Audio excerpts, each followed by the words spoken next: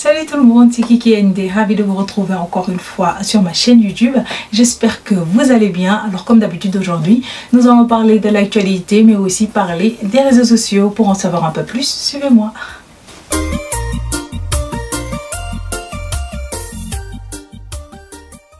Alors les gars, pour commencer aujourd'hui, on va commencer tout d'abord avec Mbathio Ndiaye. Pour yéen que c'est une chanteuse, ex-danseuse, aujourd'hui musique sénégalaise bi, mais nouvelle bi leen apporter avec mariage Mbathio Ndiaye. Donc elle va bientôt se marier, gis nañ ñu indil ko li nga xamanteni mom di warugalam, nek ben warugal bu doun entre guillemets ñu ngi koy compter sur le tolloog 10 millions de francs CFA si li nga xamantene mom modi dot biñ ko indil, à savoir ben bague en diamant 5 millions de francs CFA, ñaari téléphone portable bolé ci parure en or bu nice machallah. Donc comme niñ koy waxé rek jigéen mom dara jomb ko. Donc je vais vous montrer les images en même temps et aussi si vous voulez savoir un peu plus en détail tout ce qui s'est passé si li nga xamantene rek mom modi indi wu dot bo, vous pouvez regarder juste le Snapchat de Mbathio Ndiaye qui est juste Mbathio et vous verrez toute l'actualité dessus sur Mbathio Ndiaye et son mariage avec Ibrahima Niass Ndiaye, un jeune entrepreneur. Il a flashé sur Mbathio. En tout cas, reménage et on vous souhaite tout le bonheur du monde. Bien.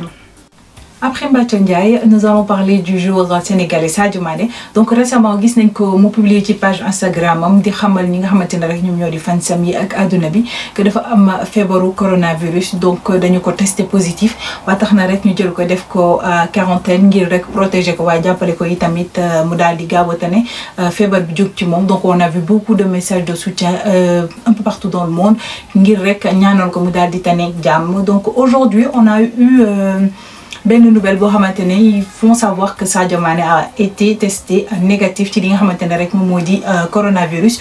Donc bi nga xamantene commencé nañ ko fajj etc. dañoo jotat def test gis ni instant bi mom nak amatul li nga xamantene mom modi coronavirus. Donc biñ ko publié sur réseaux sociaux yi, on a vu plusieurs commentaires. Donc nit yi di xamlé né bëgguñu won rek Sadio Mané bokku ci sélection ou équipe nationale du Sénégal pour match amical bi, motax ñu créer fi ben genre espèce pour voir que Sadio Mané dafa am coronavirus et plusieurs autres commentaires yo xamantene mu ngi ñur lool et que li tax tay ñu testé ko négatif c'est juste pour mu ñëw dimbali wat équipe bi nga xamantene mo modi di Liverpool parce que c'est un match dernier bi sans Sadio Mané gis nañ fu mu mujjé. Donc entre temps ñu ngi suivre information bi parce que je pense que ana Sadio Mané du fowé li nga xamantene mo modi son thème pour publier ni que dafa am coronavirus pour ensuite né amatu ko juste pour faire du buzz ou bien ñi nga xamantene rek ñom ñoy équipe def lolu. En tout cas, on suit l'information de très près et on va vous tenir informé sur tout ce qui se passe sur Sadio Mané. Alors pour terminer avec l'actualité rek dañuy waxtané li nga xamanteni mom modi ciow bobu nonu doxone ci diggante habitant Wokami ak ñi nga xamanteni rek ñom ñoo di homme de tenue parce que gis nañ récemment que ben genre jàmmarloo bu metti amoon na seen diggante entre hommes de tenue ak ñi nga xamantene c'était des ex-hommes de tenue yoo xamantene soit dañoo retraité ñi seen veuve yi ñoo fa des ou sinon ils sont devenus tey ji handicapés manqué yenn cër yi ba tax na rek ñu daal di leen génne ci seen domicile pour wax leen ne rek ne ni que instant bi kër yooyu noonu dañ ko war a delloowaat ñi nga xamantene rek ñoom ñoo di armée bi, chose que ñooñu bañ. Donc xeex bi métti woon na trop waaye nag jot nañ leen a déguerpi ci seen kër yooyu ba tax na rek ki nga xamantene mom modi Barthélémy Dias gis nañu ko ci li nga xamantene mom modi xex bobu nonu mu leen ci jappalé ba jël li tollok 79 familles yoyu nonu le dal di leen proposer li nga xamantene mom modi centre socio-culturel bu Sacré-Cœur ngir rek ñu ñëw dëkk fa en attendant ñu dal di trouver ben logement bu ñu mëna dem ndaxte donte génné nañ leen ci kër yoyu nonu amuñu won fu ñu dem joxuñu leen ay logement yo xamantene war nañ fa mëna nekk. Donc récemment gis nañu aussi que président de la République du Sénégal nak dal dinay trancher pour rek ñi nga xamantene ñom ñoo di waa armée ñooñu la jox raison ba tax na rek ñooñu mënatuñu delluwaat ci kër yooyu le fi mu nekk ni armée ñoo ko moom. Donc Barthélémy Dias génnaat na moom tamit di xam ne ne lii yëpp ay xeeti lobbying la ngir jëlee leen fa jëlaat kër yooyu le daal di koy jaayaat ay millions mu mun leen a indil ay milliards yu bëree bëri ci ñi nga xamante ne rek ñoom ñooy def li ni mel. Donc on souhaite beaucoup de courage à ces familles là yi nga xamante ne rek ñoom la ñu génnee foofu di ñaan bonne volonté yi tamit ñu jàppale leen ba tey jii ñu mën a am fu ñu dëkk car quoi qu'il en soit ils ont beaucoup servi le Sénégal. Et là, passons à Instagram pour parler de la page Rap 221. Comme nous avons dit, la page nous avons créé pour les information, actualité, musique, nouveauté. Pour nous intéressé les rappeurs sénégalais, nous avons information en temps réel. Donc, une page ce sont des jeunes sénégalais qui ont initié, Koussimeni Ibrahima. Il est basé à l'extérieur, mais il y a un membre qui est Sénégal ñom ñoy doxal page bobu lay di Rap 221 donc jot nañu taxaw ben initiative bo xamantene rek c'est pour daldi tan the man of the year moy ki nga xamantene rek mom lañu bëgg jël def ko l'homme de l'année ci walum hip hop donc ils ont choisi de tolloog 19 artistes yu ci melni ay El Hadj ay ki nga xamantene tant pour moi maintenant El Jazz donc à qui Samba Poésie, Dip Doundou Guiss, etc.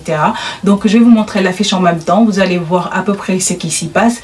Pour rek ngeen mëna tan ki nga xamantene modi Man of the Year da ngeen di dal ci dem ci page Instagram bobu di Rap 221 vous vous abonnez, vous likez. C'est pas forcé, mais bon, c'est tout à fait normal que vous vous abonnez aussi. Donc, ngeen tan rappeur bi nga xamantene mom ngeen bëgg mu nek l'homme de l'année. Ngeen bind ko fa et d'ici le mois de décembre inchallah, ñom nak dinañ tan 5 finalistes yi dal di ci jël kenn rek pour mu dal di nek Man of the Year. Pour ma part, man sumay voter damay voter Samba Poésie. Donc retrouvez-moi sur la page et on va voter ensemble pour nos rappeurs préférés ak ñi nga xamantene ñom lañu wara tand pour ñu nek l'homme de l'année. Surtout n'oubliez pas pour toutes les actualités allez regarder la page Rap 221. Et pour finir, nous allons parler de YouTube. Aujourd'hui, nous allons parler du nouveau clip de King Hamatene avec Momodi Barakadama à King Hamatene Momodi Maître Gims. Donc, ils ont fait un clip magnifique. King Hamatene avec Momodi Dakar. D'ici, Andak Koutimeni Doudou fait des vidéos. Tibir clip boblé, plusieurs artistes comme One Lyrical, Gaka Blendé, Matadi, etc. Donc, clip boblé, ça a fait beaucoup de vues. Donc, je vous invite à aller voir le clip. Il s'appelle Tépolé. Donc magnifique quelque chose pour xamantene ñu ngi woné li nga xamantene rek mom modi beauté bi nek Sénégal. Donc je vais vous montrer aussi un petit extrait de la vidéo clip bi nga xamantene rek génné na tout récemment. Je vous invite à aller regarder, à liker, à partager mais aussi à bien enjoy la chanson. Et voilà, aujourd'hui c'était tout pour ma vidéo. J'espère que vous avez aimé. Donc je vous donne rendez-vous très bientôt pour d'autres vidéos. Surtout n'oubliez pas de vous abonner, de liker, de me suivre sur tous les réseaux sociaux, Instagram, Facebook, Snapchat, Twitter, TikTok, partout où vous voulez. C'est Kiki ND. Je vous fais de gros bisous, à bientôt. Mouah.